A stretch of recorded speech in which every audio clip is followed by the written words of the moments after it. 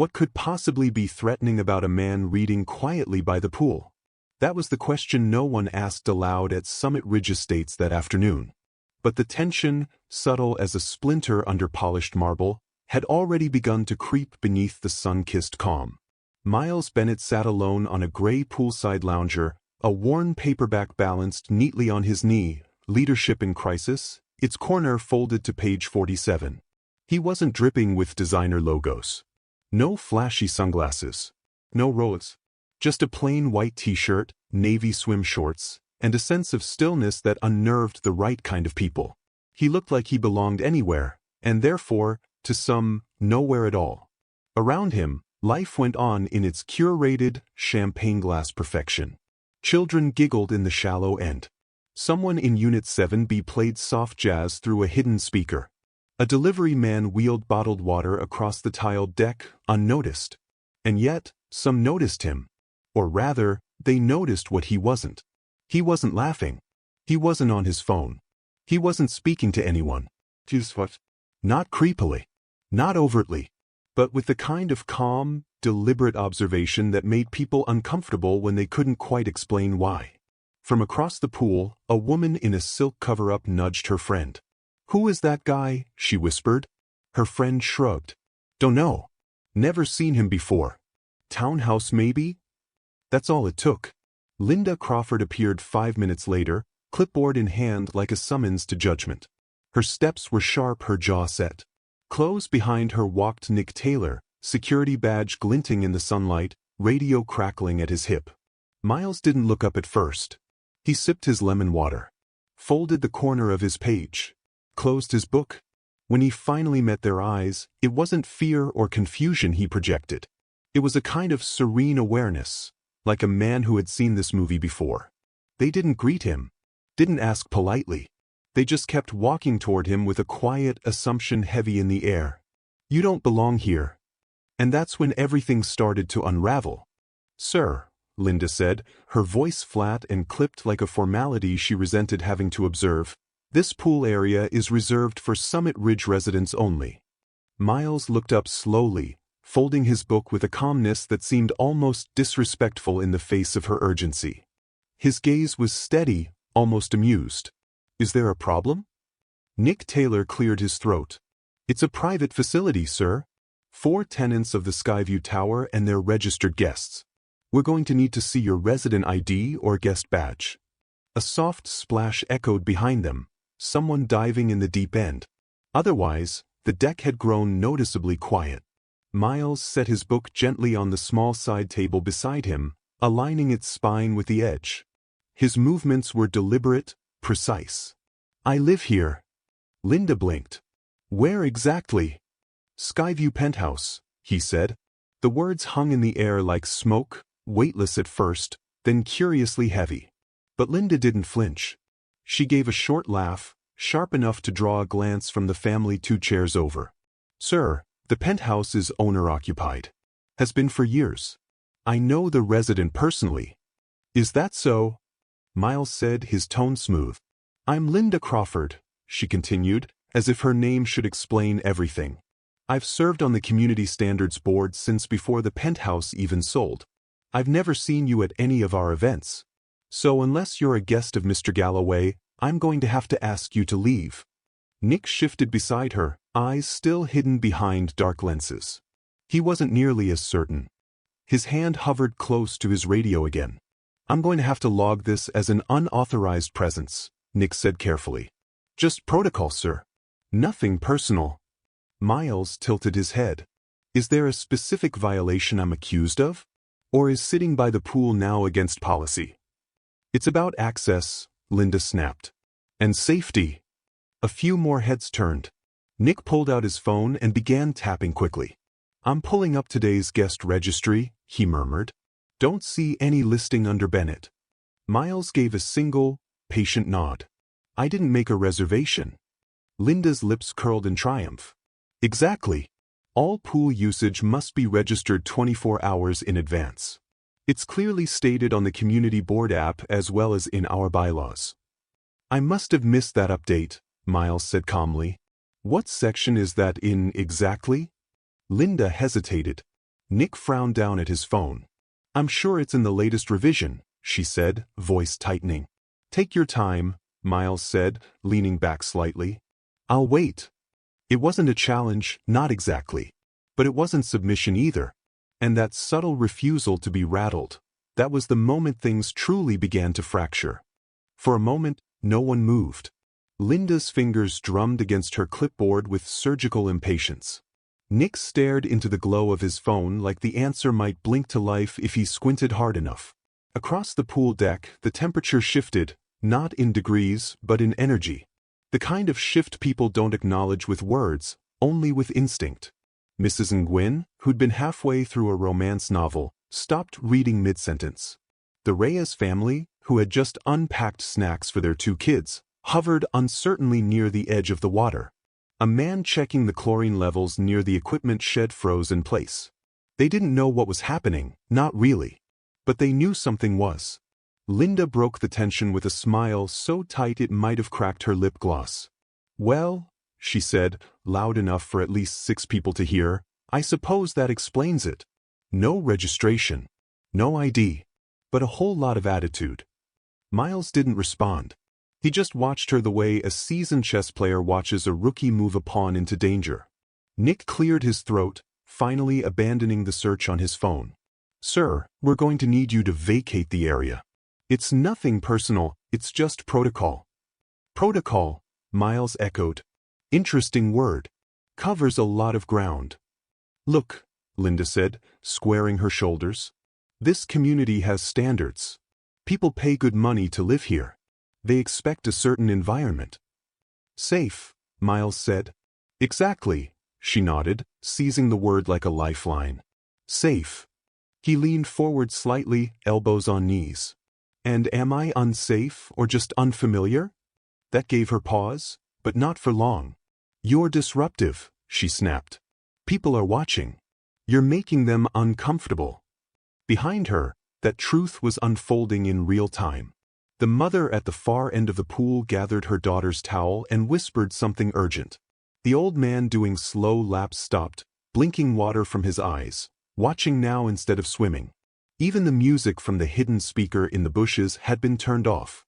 "Let me be clear," Linda said, her voice climbing. "You've refused to show ID. You've failed to prove you live here. You are not on today's reservation list. And you're choosing to escalate." Miles didn't blink. Is asking questions escalating? Nick's hand hovered near his radio. Static cracked. Then a voice. "Unit 7, status update. Do we need backup?" He didn't answer right away. Linda didn't wait.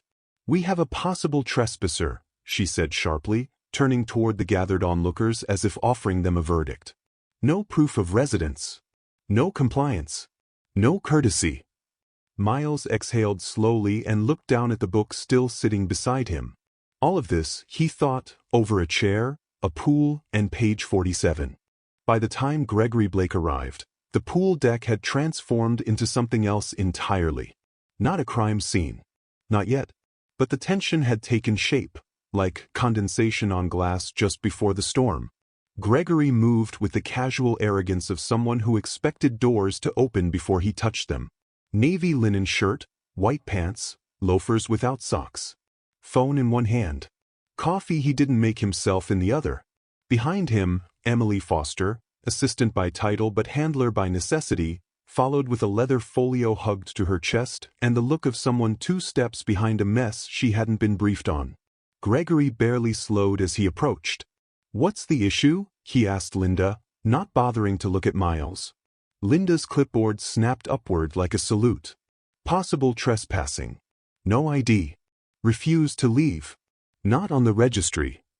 Gregory turned then, finally, and let his eyes land on Miles. He squinted. Not like someone recognizing a face. Like someone studying a stain on upholstery. "I'm Gregory Blake," he announced, loud enough to hit every ear in a 10-foot radius. "Chair of the Summit Ridge HO. I've lived here 5 years. I know every resident in this building." Miles looked up, expression unchanged. "Then I guess we're overdue for an introduction," he said mildly.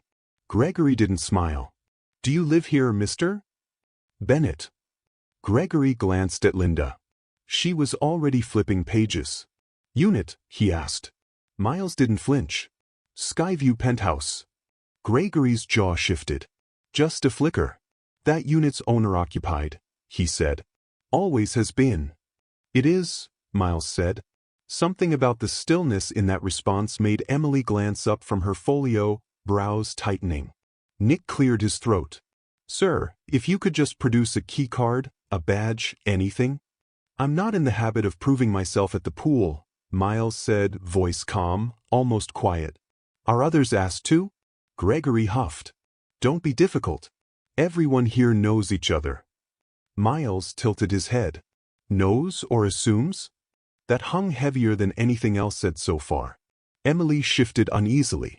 Linda stiffened. Nick checked the distance to the gate without moving his feet. And around them, the crowd grew.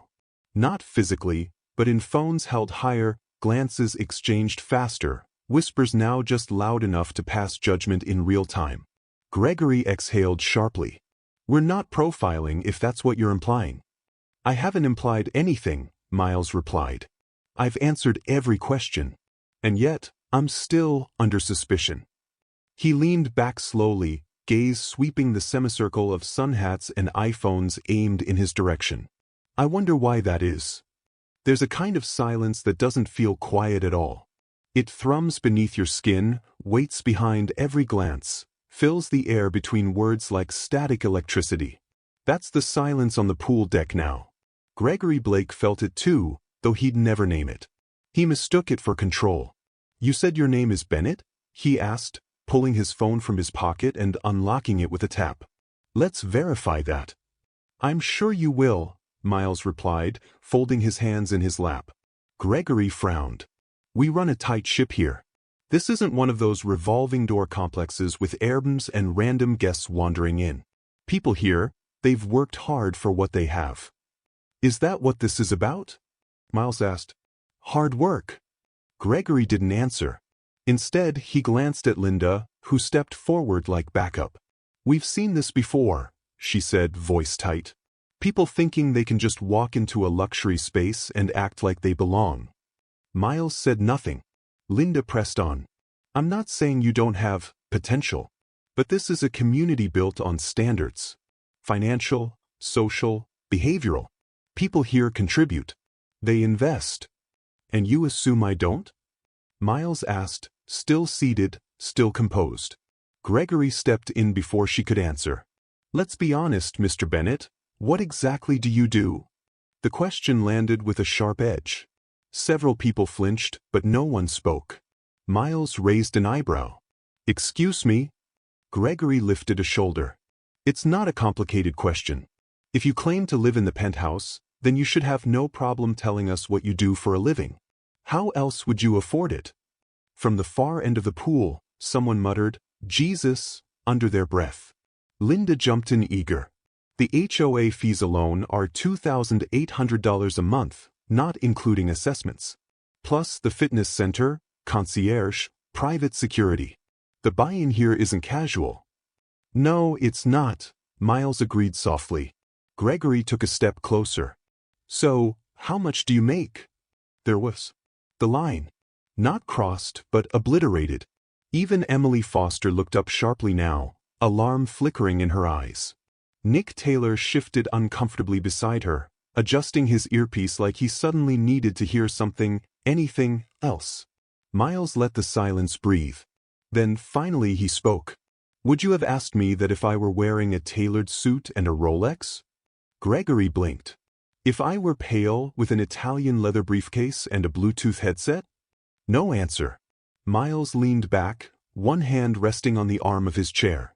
Or is the assumption that people like me don't sit in places like this unless we're working for someone else? No one corrected him. No one defended the question. And in that moment, the pool didn't feel like a retreat anymore.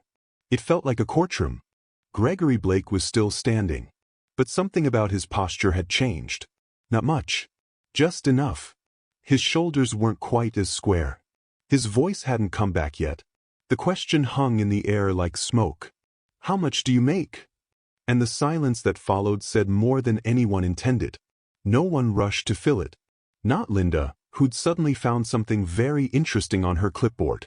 Not Emily, whose fingers clenched the edge of her folio like it might protect her from what was coming.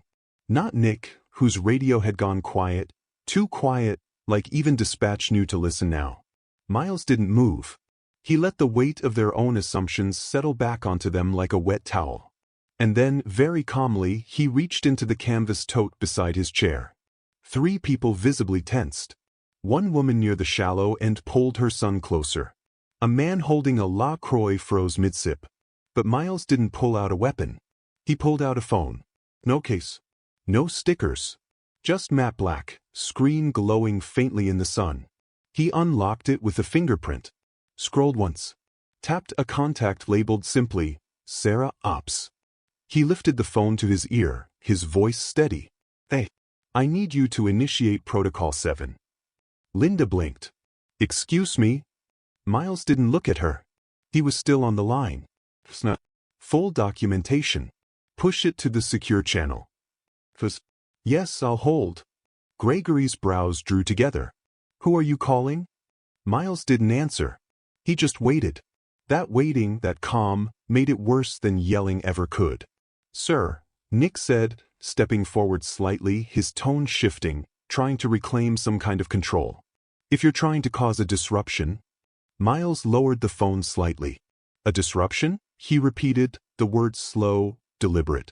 Is that what this is? Gregory scoffed. Let me guess, you're calling your lawyer. Miles looked at him then. Really looked. Not like a man trying to intimidate. Like a man who had finally, mercifully, stopped pretending. No, he said quietly. I'm calling my operations director. That stopped Gregory cold. Even Linda glanced up from her clipboard now, uncertainty flickering behind her lenses. Miles returned the phone to his ear. No rush, he said into the receiver. They're not ready yet. And just like that, the entire deck seemed to lean backward, ever so slightly. Not because Miles had raised his voice. Because, for the first time, everyone else felt small. The phone call ended without ceremony. No dramatic click, no parting threat. Just a calm, clipped confirmation. Protocol activated. We're watching. Miles slipped the phone back into his bag with the same careful grace he'd shown the book, the water glass, everything. That's what unnerved them. Not what he did, but how he did it. Like someone who'd been here before. Like someone who never once believed this was out of his hands. Gregory tried to recover. All right, that's enough games. I've called the front office. If you're a resident, they'll confirm it. Linda stepped forward again, emboldened by backup. You had your chance to cooperate, Mr. Bennett. Now you're just wasting everyone's time. She turned to the gathering crowd, her voice louder now, sharper. Ladies and gentlemen, we're dealing with someone refusing to identify themselves. Someone who claims to live in the penthouse but isn't on file. I think we all deserve to feel safe in our own community. There it was again. That word. Miles said nothing. But across the pool, people began checking their phones. A ripple of movement, small at first. Then a sharp breath from someone near the grill station. Then another. A woman with a tablet turned it around to show her husband. His eyes widened. Search bars don't lie. Gregory was still talking when Emily's phone buzzed. She glanced down. Froze. Her head snapped up, and for the first time since arriving, she looked directly at Miles. Her mouth opened, but nothing came out. Nick's radio chirped again, breaking the moment. Unit 7, please confirm. Did you say Bennett? Gregory answered instead. Yes. Miles Bennett. Says he lives in the penthouse. There was a pause. Unit 7. Mr. Bennett is on file. Penthouse. Owner. The last 2 words didn't echo, but they might as well have. Someone dropped a drink. The splash hit like punctuation. Linda turned sharply. What? Nick didn't reply. He was staring at Miles now like he'd never seen him before, because, in a way, he hadn't. Gregory took a step back, as if the air between them had grown hot. Emily dropped her folio. Papers scattered across the deck like white flags. And Miles? He adjusted the hem of his shirt, calmly, methodically. Then looked up. Seems like the registry was just a little out of date, he said. And suddenly, no one remembered why they'd been so loud in the first place. The silence that followed wasn't empty. It was full of realization, of embarrassment, of things unsaid. It moved like a wave through the crowd, curling under lounge chairs, splashing up against the infinity edge, sliding into conversations and turning them to ash. Miles Bennett. Penthouse. The words had landed like a hammer on glass. Nothing visibly shattered, yet everything had cracked. Linda Crawford's clipboard trembled in her hands. She opened her mouth, closed it, then did the only thing she could think of. She reached for her phone. Not to apologize. To film. Just so we're clear, she said, raising the device, we have this on record. For the community's protection. That, finally, drew a reaction from Miles. He didn't shout. Didn't flinch. He smiled. Not wide. Not cruel. Just enough. By all means, he said, voice smooth as still water. Let's make sure everyone sees exactly how this unfolded. Emily Foster had sunk to one knee, scrambling to gather her papers, though her eyes stayed locked on her screen. She wasn't reading anymore. She was watching a live stream. Linda's live stream. Because someone, somewhere, had hit go live long before the truth came out. And now it was spreading. Over 8,000 viewers, Emily whispered. Gregory heard it. His head turned slowly, as if reluctant to face the truth his assistant already knew. Then his phone buzzed. Then again. By the third vibration, he stopped pretending. He answered. Gregory Blake. The pause. Yes, I'm aware of the situation. We. Another pause, longer this time. His face drained by degrees. No, I didn't know. Yes, I understand. He pulled the phone from his ear like it had burned him. Linda was still recording, her voice tight. If this man really is who he says he is, then surely he understands our need to verify, to... Miles stood up. Just that. He stood. And half the pool deck shifted back a step. Not because he was tall. Not because he moved quickly. Because it was the first time they'd seen him not shrink. He reached into his bag once more. This time, it wasn't a phone. It was a thin leather wallet, from which he pulled a single card. But embossed. Owner's Circle. Summit Ridge Estates. Miles Bennett, Skyview Penthouse. He set it gently on the edge of the table. I believe, he said, that concludes the identity portion of today's show. And with that, the only thing left to fall was dignity. No one told Linda Crawford to stop filming. She just did. Her hand lowered slowly, the live stream still running, the glowing red dot in the corner blinking like a warning she refused to read. Her mouth was open, but her voice had gone missing, left behind somewhere between disbelief and dread. Across the pool deck, Emily Foster stood again, back straight but eyes unfocused, as if watching her career evaporate in real time. Gregory Blake had stepped away from the crowd. Not far. Just enough to make a phone call that wasn't going well. Yes, I understand, but there must be a way to clarify. Clarify what? That the man you tried to humiliate owns the building you pretend to manage? The crowd wasn't angry. Not anymore. They were quiet. A different kind of silence now. Not the charged stillness of suspicion, but the muted, shifting weight of shame. Several people put away their phones. A few backed away entirely. One woman wrapped her towel tighter around her body as if exposure could be contagious. And Nick Taylor, the security guard who had started all of this with a clipboard and good intentions, stood stiff as stone. His radio crackled. Unit 7, status report? He didn't answer. Couldn't. Then Miles turned toward him. Not aggressively. Not accusingly. Just directly. Nick cleared his throat. Mr. Bennett. You were doing your job, Miles said simply. Nick blinked. Sir? I understand protocol, Miles continued. What concerns me isn't the procedure. He looked past Nick, locking eyes with Linda. It's how quickly some people decide who the rules apply to. Linda's mouth moved, forming something like, that's not fair, but no sound came. Isn't it? Miles asked, not looking away. Gregory returned, his phone still in hand, though the call had ended. His voice, for the first time, held a tremble. "Mr. Bennett? We obviously weren't aware." "Stop," Miles said. Not loud. Not sharp. Just final. Gregory stopped. Miles turned to Nick again. "Are you being told to write a report?" Nick nodded once. "Then write it truthfully," Miles said. "Leave nothing out." Nick swallowed hard. "Yes, sir."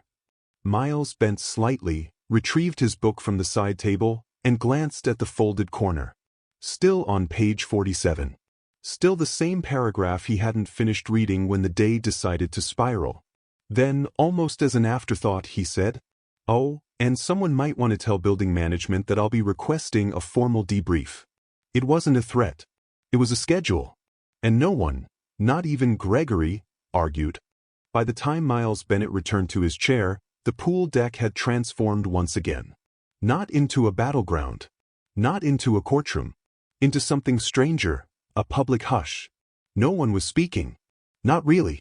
There were sounds, of course, the rustle of towels, the soft click of pool gates swinging open, the nervous shuffle of sandals on concrete. But the usual music, the laughter, the casual summer energy, they were gone. Evaporated like morning fog. Miles sat down. He didn't cross his legs. He didn't sigh. He just opened his book and picked up exactly where he left off. Page 47. The gesture wasn't symbolic. It was surgical. Gregory Blake lingered nearby, unsure whether to retreat or grovel. In the end, he did both, stepping backward while mumbling into his phone. Emily Foster had managed to collect her scattered papers, but none of them mattered now. The folio hung limp in her arms. Her posture said she was still working. Her eyes said she wasn't sure for whom. Linda Crawford remained rooted to the same spot, her phone forgotten in her palm, the screen now dark. She wasn't filming anymore. The story had outgrown her. Across the deck, people began avoiding eye contact with each other, as if shared complicity could be diluted by looking away fast enough.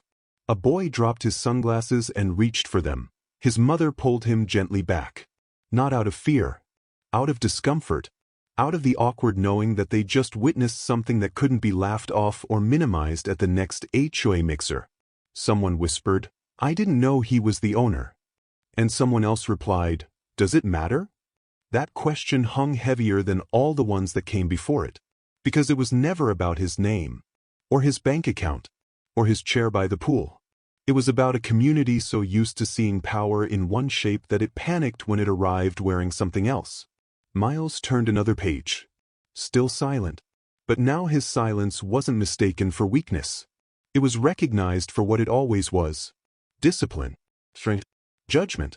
A quiet that didn't need to shout to be heard. Somewhere nearby, the Reyes kids had returned to the shallow end. The older one looked over at Miles, unsure whether to wave or hide. Miles glanced up, met his gaze, and gave a single nod. The boy grinned. And for the first time that afternoon, someone smiled without tension. The chair didn't move. Same spot. Same towel. Same glass of lemon water, the ice long melted. But the air around it had changed. It wasn't just the knowledge of who sat there. It was the quiet acceptance that he'd been there all along, and no one had really seen him. Linda Crawford stepped backward, her clipboard now tucked tightly under her arm like a shield she wasn't sure she deserved to carry. She whispered something to Nick, who nodded without looking up. Whatever she'd planned to say, to salvage, to spin, it was too late. The crowd was thinning now. Some drifted back to their umbrellas. Others packed early, claiming errands or heat or appointments that didn't exist. No one said goodbye to Miles. But no one looked at him with suspicion anymore either. Just awareness. Emily Foster, still standing to the side, finally worked up the courage to speak. "Mr. Bennett," she said, her voice soft, "if there's anything the board can do to address this properly." Miles turned a page in his book. Didn't look up. She hesitated, then tried again. "I didn't know. I truly didn't." He did look up at that. Not unkindly, but not reassuringly either. "Now you do," he said. She nodded. And in that nod, there was more honesty than apology ever could hold. On the far side of the deck, the Reyes kids were playing again. Their parents, still seated, gave Miles a respectful glance. Not performative. Just human. Then came the unmistakable sound of heels on concrete. Linda again. She approached with measured steps, phone in hand, lips pursed. "Miles," she said, dropping the pretense of formality. "I just want to say, if I came across as harsh earlier, that wasn't my intent." Miles said nothing. She waited. "I have to enforce community standards. You understand how things look sometimes. We all want to feel safe." The word tasted different now. Even she seemed to hear it. Still, Miles didn't respond. Instead, he closed the book, set it on the table, picked up his glass, and took a long sip. Then he stood. Not quickly. Not with flair. Just with the ease of someone who never once doubted he belonged. He nodded once toward Linda. Not a greeting. Not forgiveness. Just acknowledgement. Then he walked away, towel over one shoulder, bag in hand. He didn't need to stay. Because the chair remained. And everyone knew whose it was. By the time Miles Bennett exited through the wrought iron gate, the sun had begun its slow descent. The light across the pool deck turned warmer, softer, but nothing about the afternoon had softened. The water barely rippled now. The kids' laughter had returned in cautious doses. Conversations resumed, but they were clipped, quieter. Like everyone was waiting for someone else to say what they were all thinking. Miles didn't look back. Not at the chair. Not at the people. He didn't need to. The echo of what had happened would linger far longer than his presence ever could.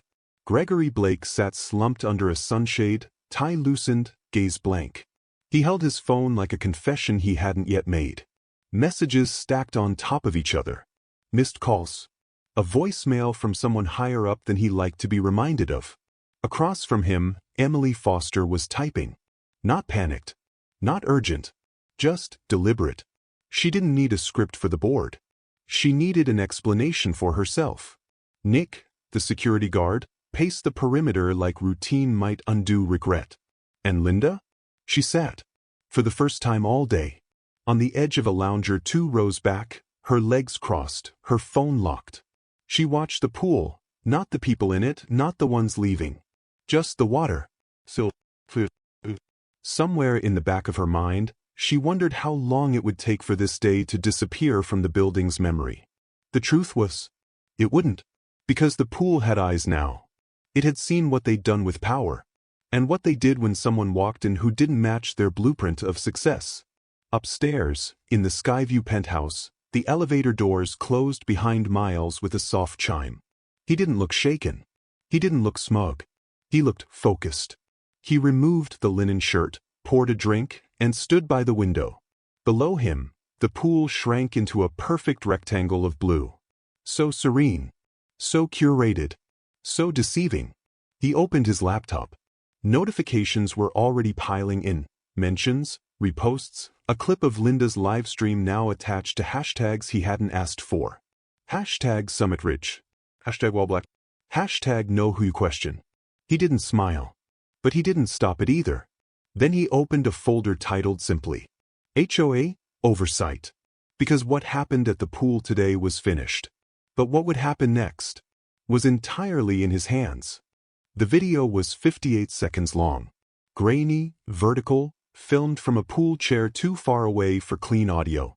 But none of that mattered. The words didn't need to be crisp. They were felt. How much do you make? Would you have asked me that if I were wearing a suit and a Rolex? That was all it took. By morning, the clip had over 2.3 million views on 3 separate platforms. By noon, it had been stitched, captioned, dissected, and re-uploaded in 8 languages. And by evening, Summit Ridge Estates was trending globally. Not because of its amenities. Not because of its skyline views. Because it had become a case study. A mirror. A warning. Inside the building's management office, the atmosphere was different now. The receptionist no longer offered forced smiles. Phones rang. Then rang again. Diane McAllister, head of the HOA board, sat with a tablet in hand and a crease between her brows that hadn't moved in hours. She'd watched the clip 7 times. Watched Linda's face. Gregory's posture. Nick's hesitation. Watched how the man in the chair never raised his voice. The board meeting was scheduled for Thursday. She moved it up to Tuesday. Across the city, in local newsrooms, the footage had found new life. Anchors debated intent. Legal experts weighed in on rights, assumptions, profiling. And in comment sections, people wrote paragraphs. Not about policy. About memory. About the time they were stopped in their own building. About when they were asked for proof of presence. About when silence had to become resistance. And through all of it, Miles Bennett said nothing. Not on social media. Not to the press. Not even through a statement. He didn't need to. The story wasn't about what he did. It was about what they revealed trying to stop him. Still, in his penthouse, the windows remained open. The air was clean. The light soft. He sat at the same kitchen island, laptop open, calendar marked. There were decisions to make. Not about revenge. About structure. About accountability. He clicked open the file labeled HOA Oversight again. This time, he wasn't just reviewing policies. He was drafting replacements. And when he reached the line that said, Community Representation Standards, then began typing. The document grew slowly. Not with fury, but with precision. Miles wasn't typing a manifesto. He was crafting an operating manual. Line by line, clause by clause, the HOA guidelines began to shift, from vague protections to enforceable expectations. Under a new heading, Equity and Access, he outlined protocols for community incident reporting, third-party accountability review, board diversity minimums, mandatory anti-bias training for all resident-facing personnel.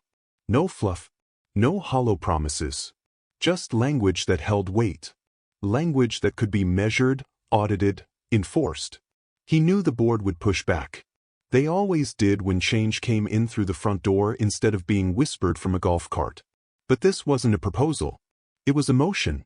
And motions carried differently when you're the majority owner of the penthouse and the two adjacent units.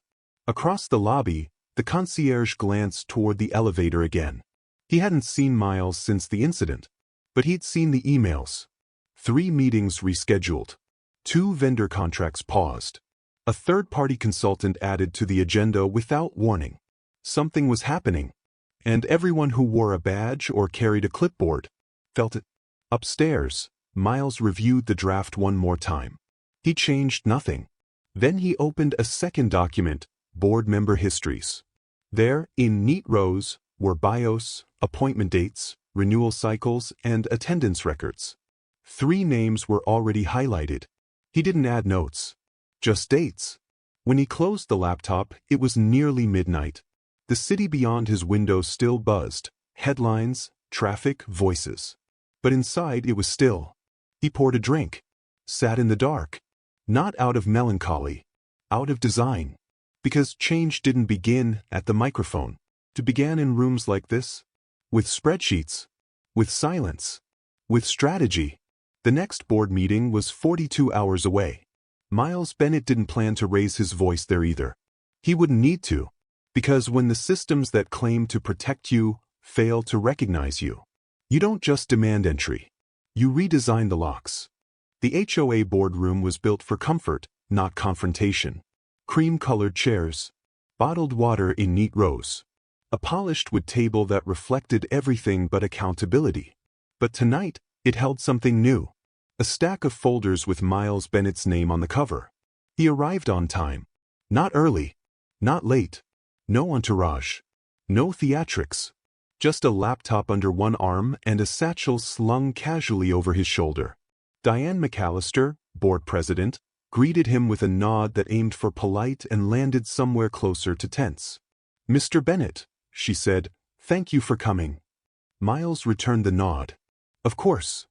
He took his seat at the far end of the table. Not centered. Not spotlighted. But somehow already in control. Linda Crawford sat 2 seats down, hands folded, eyes locked on the agenda without reading a word. Gregory Blake was present too, though quieter than usual, his phone silenced, his jaw tight. The meeting began with formalities, roll call, previous minutes, approval of landscaping budget. Then item 4. Community Conduct Review. Diane cleared her throat. We understand there was an incident at the pool last Friday. It has generated attention. Understatement of the year. Miles didn't flinch. He waited. Diane gestured toward the pile of folders. It appears you've submitted recommendations? I have, Miles said. All within board protocol. And your intention? She asked, careful. To align Summit Ridge's policies with its promises. There was. Simple. Irrefutable. He opened his laptop and mirrored the agenda to the shared screen. A clean, tabbed document filled the TV. Section 1, Bias Mitigation and Training, he said. Section 2, Transparency Measures. Section 3, Resident Rights. Linda spoke up finally. And who exactly will be reviewing these recommendations? Miles looked at her. Not with contempt. Just clarity. The same people who failed to act last time? He asked. Or the residents who lived it? Silence. Then he continued. I've included external consultants. Equity officers. 3 independent lawyers, all specializing in fair housing. Diane blinked. This is extensive. It's proportionate, he said. Gregory finally broke in. You're acting like this place is broken. Miles looked at him, steady, calm. It's not broken, he replied. It's just too comfortable with who it excludes. That sentence didn't echo. It embedded. No one pushed back. No one called for a delay.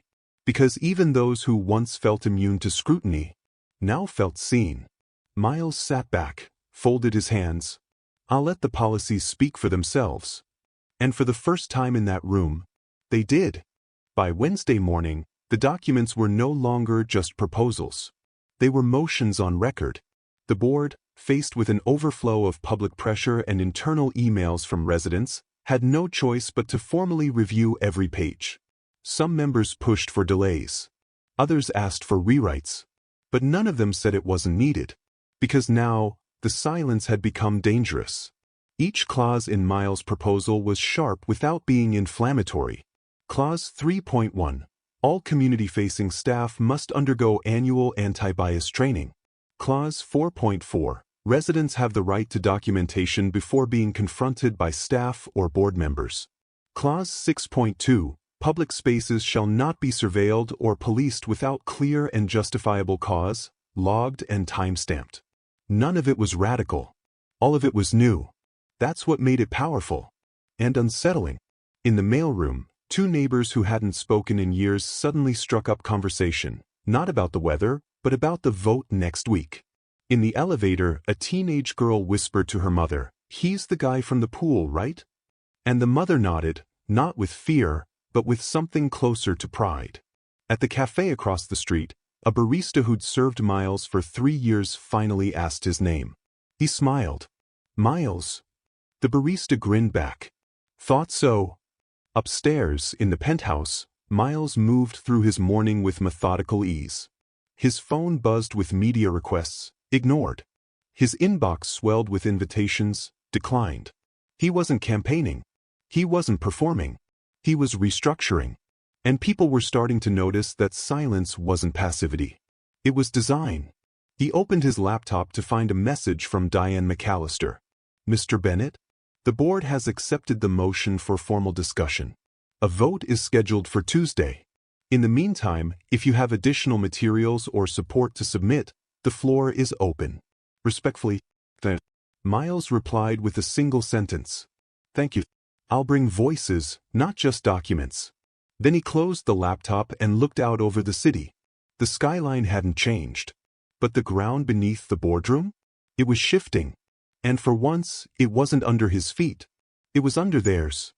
The community center was never this full on a Tuesday. Especially not for an HOA vote.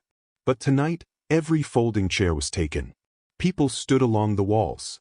Even the usually quiet patio outside had small clusters of residents peeking in through open doors. The agenda was printed, posted, and passed around. Top of the list. Motion 14B, Community Conduct Reform Initiative. Proposed by Miles Bennett. Co-sponsored by Not Applicable. That last line wouldn't stay that way for long. Miles arrived quietly, no entourage, no fanfare. just a slim folder and his phone on silent. He didn't take the front row. He took a chair near the back. Because tonight wasn't about him speaking. It was about them listening. Diane McAllister stood at the podium. Her voice was calm, her hands steady, but the room carried a different kind of tension, not fear, not hostility, expectation. She read the motion title aloud, then looked out over the sea of faces. Before we proceed with board discussion, we will open the floor for resident comments. The air shifted. A woman stood first. Not one of the usual attendees. A nurse, judging by the scrubs. My son was stopped 3 times in the lobby because the guard didn't believe he lived here, she said. He's 12. The room didn't gasp. It absorbed. Then a man in business attire stood. I've lived here 5 years. Never had a problem until I brought my brother to visit. He's black. We were questioned at the garage gate. One by one, stories emerged. Not attacks. Not accusations. Just experiences that had been buried under landscaping budgets and pool maintenance reports. Linda Crawford sat frozen in her seat, clipboard untouched. Gregory Blake looked like he'd swallowed something sharp. And through it all, Miles remained still. Not nodding. Not performing. Just watching. The community was finding its voice. And the irony was clear. The man they once tried to silence had become the reason others were finally heard. When Diane closed the floor, her voice had shifted. Not weaker, wiser. Thank you. All statements will be entered into the public record. She glanced toward Miles. Then, for the first time, she added, and we thank Mr. Bennett for bringing this to light. He didn't stand. He didn't bow. He simply said, it was always there. I just removed the shadows. The board reconvened at 7:54 p.m. Same room. Same chairs. But something had changed. It wasn't just the number of attendees, it was the tone. The formality felt thinner, like everyone was pretending this was just another meeting, when in truth, no one believed that anymore. Diane McAllister shuffled her papers, more from habit than necessity. The board will now move to a formal vote on Motion 14B. She paused, as if giving the room one last chance to rewind time.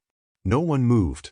Motion 14B, Community Conduct Reform Initiative, submitted by Mr. Miles Bennett, outlines a proposed revision of behavioral protocols, enforcement policy, and representation standards. She looked up, scanning each face at the board table. Board members, please indicate your vote verbally. Gregory Blake was first. His voice was tight. Oppose. No surprise. Next was Emily Foster. She hesitated, her pen tapping the table. Support. A few murmurs in the room. A shift.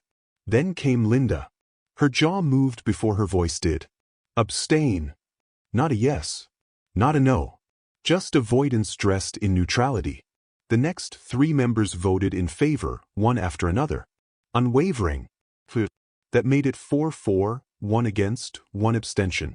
Eyes turned toward Diane. She didn't blink. With a majority in favor, she said, Motion 14B is approved and will take effect beginning next quarter. Implementation timeline will be submitted for review within 30 days. The pause. Then softly, meeting minutes will reflect the vote.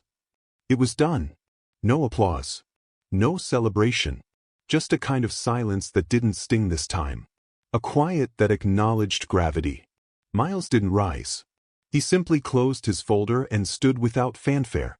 On his way to the door, Gregory Blake called out, maybe from pride, maybe from defensiveness. You really think rewriting a few rules is going to change this place? Miles stopped. Turned slightly. No, he said. I think changing how we enforce them will. Then he left. The room remained. Inside, no one rushed to speak. Even those who had voted yes sat still, like they understood what they'd actually done. Because the truth was, they hadn't just approved policy. They'd signed their names beneath a mirror. The next morning, the Summit Ridge lobby was unusually quiet. Not empty. Just muted. Conversations dropped to a hush when elevators chimed. The usual morning greetings were replaced with polite nods and downward glances. People weren't sure what had changed. They just knew it had. At the front desk, Nick Taylor stood straighter than usual. Not out of fear, out of something closer to awareness. He greeted every resident by name, even the ones he hadn't known a week ago. No clipboard today. No double takes. No silent judgments. Just attention. In the resident lounge, Mrs. Howard, who'd lived in the building for over 30 years, flipped through the HOA bulletin and blinked twice. There was, in print, Motion 14B passed. New community conduct standards to be rolled out next quarter. She nodded once to herself and whispered, "Good." Upstairs, Miles Bennett sipped his coffee by the window. Not triumphant. Just present. The city below moved as it always did. Traffic, noise, indifference. But inside Summit Ridge, things had begun to tilt. Not collapse. Just tilt. His phone buzzed. From Julia Price. Subject: Community support. Mr. Bennett? I just wanted to thank you. My daughter saw the meeting clip online. She asked why that hadn't happened sooner. I didn't have a good answer. But I wanted you to know, you gave me one. Respectfully, Julia, Unit 1204. He read it twice. Then filed it in a folder labeled simply Voices. Later that afternoon, a group of teenage residents sat near the pool, not loud, not disruptive, just present in a way they hadn't been before. A few days ago, someone might have told them to move along. Today, no one said a word. Miles passed by on his way to the gym. One of the kids looked up. "Hey, Mr. Bennett." He stopped. "Hey." The boy hesitated, then said, "My mom says you wrote all those rules." Miles smiled faintly. "Not rules. Reminders." "Of what?" Miles nodded toward the pool. "That we all paid for the water. Nobody owns the sun." The kid grinned. And just like that, it wasn't about policy anymore. It was about permission to belong. The apartment felt louder without sound. Linda Crawford sat at her kitchen island, watching the steam rise from a mug she hadn't touched. Her phone lay face down beside it, notifications off, brightness low. The video she once filmed was now everywhere. Dozens of re-uploads. Millions of views. Hundreds of comments she had stopped reading after the word, entitled, showed up one too many times. But it wasn't the internet that unsettled her. It was the quiet in real life. Neighbors who once waved now nodded politely, if at all. Her Pilates group hadn't responded to her last RSVP. Even Nick at the front desk had stopped calling her Ms. Crawford. Now it was just ma'am. She opened her laptop, intending to start work. Instead, she clicked on the video. She studied her face, her posture, her voice. She hadn't yelled. She hadn't cursed. She'd asked questions about ID, about where Miles lived, about what he did. At the time, it felt reasonable, even necessary. But now it sounded like a checklist of insecurity. The worst part wasn't what she said. It was how comfortable she looked saying it. Her inbox chimed. Subject: HOA member status. From Diane McAllister. Linda. In light of recent events and evolving board dynamics, you are welcome to step down voluntarily before the next election cycle. This is not a demand, but a courtesy opportunity. Let me know. Linda didn't reply. She didn't delete it either. She just sat there, looking at her own reflection in the black screen of her phone. For a long time, she thought of herself as someone who held things together, who asked the hard questions so others didn't have to. But now she saw something else. She hadn't been protecting the community. She'd been protecting control. There was no redemption arc waiting. No apology drafted. No viral comeback. Just a woman alone in her kitchen, realizing that the story didn't need her anymore. And maybe it never did. She stood, poured the cold coffee down the sink, and stared out the window. Down below, kids splashed in the pool again. And for the first time in weeks, Linda didn't wonder whether they belonged. She wondered whether she ever really had. The bulletin board in the lobby was usually reserved for elevator repairs and yoga class flyers. But this morning, something new was pinned in the center. Crisp, centered, unbranded. Community round table. Thursday at 6:30 p.m., community room. Open forum. Residents only. No cameras. No press. Just us. No logo. No sponsor. No RSVP link. Just 4 words at the bottom. Hosted by Miles Bennett. It didn't take long for the whispers to start. Is it another vote? Is this about the pool again? Is he trying to take over the board? But beneath the speculation, something else stirred: curiosity. That evening, the elevators were busier than usual. Parents came with strollers. Seniors in cardigans arrived early to claim seats. A young couple brought a folding chair just in case.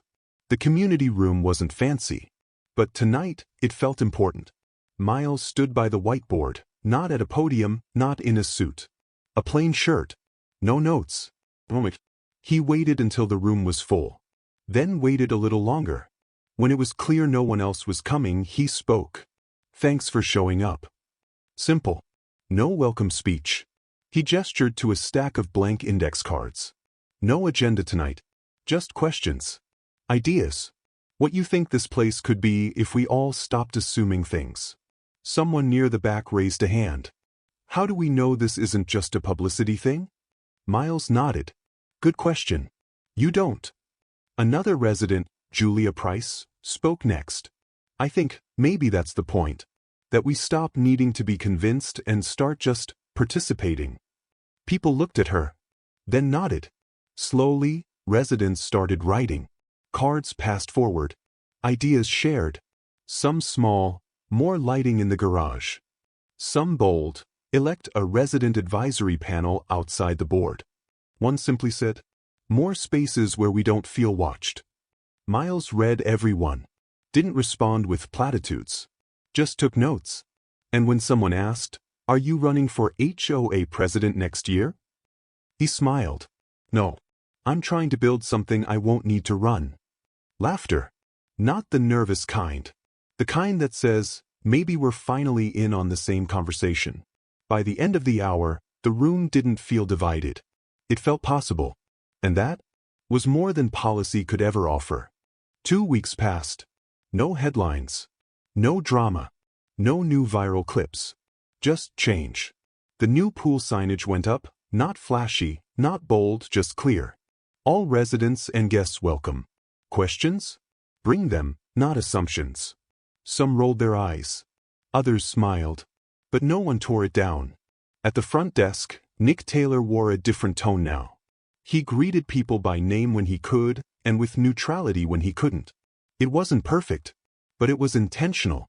Down in the garage, 2 new cameras had been installed, not to monitor residents, but to record interactions initiated by staff.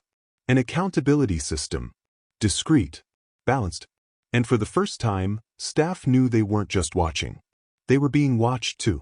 On the 12th floor, Julia Price hosted a potluck in the shared lounge, something she hadn't done since 2019. Miles showed up with lemonade. A couple from 7B brought too much rice. Someone forgot utensils. And yet, no one complained. Even Linda Crawford came. She didn't bring a dish. She didn't take many pictures. She stayed near the back, listening more than speaking. But when someone passed her a plate of cornbread, she took it with a quiet, thank you. No one treated her like a pariah. But no one looked past her either. Upstairs, in the penthouse, Miles stood by the window as dusk settled over the skyline. He wasn't thinking about the pool anymore. He was thinking about the board elections next spring, and how he still had no interest in running. Because maybe real power wasn't in the seat. Maybe it was in who felt welcome in the room. His phone buzzed, another resident forwarding an idea from the last round table. This one just said, what if we added a bench under the sycamore tree in the courtyard? No plaque. No dedication. Just a place. He replied, let's do it. No fanfare. No committee. Just permission.